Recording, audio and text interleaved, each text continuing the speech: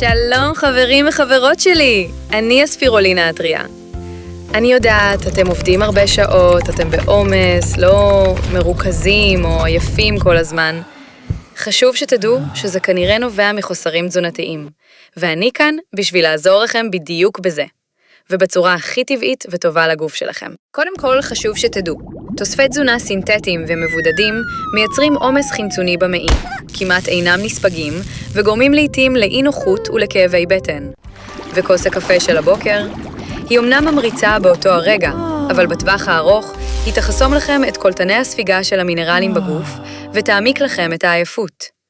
אני מביאה לגוף שלכם 60% חלבון מלא ופצצת ברזל צמחי. ורוצים טיפ של מקצוענים? תיתנו לי שידוך בבלנדר עם שקית האובליפיחה הקפואה שלי. ויטמין ה-C המטורף שלה יקפיץ לכם את ספיגת הברזל במאות אחוזים. ואגב, ידעתם שנאס"א בחרו בספירולינה כמזון הרשמי של האסטרונאוטים בגלל הצפיפות התזונתית שלה שנחשבת הגבוהה בעולם? אז להרים לכם את היום?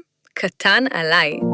אז אם אתם רוצים להחזיר לעצמכם את האנרגיה שמגיעה לכם ב-100% ספיגה טבעית, תגיבו את המילה חלל, כאן למטה, והמארז הקפוא שלכם בדרך, וגם מדריך עם כל הטיפים והדרכים הכי טובות לצריכה. מתראה בבלנדר!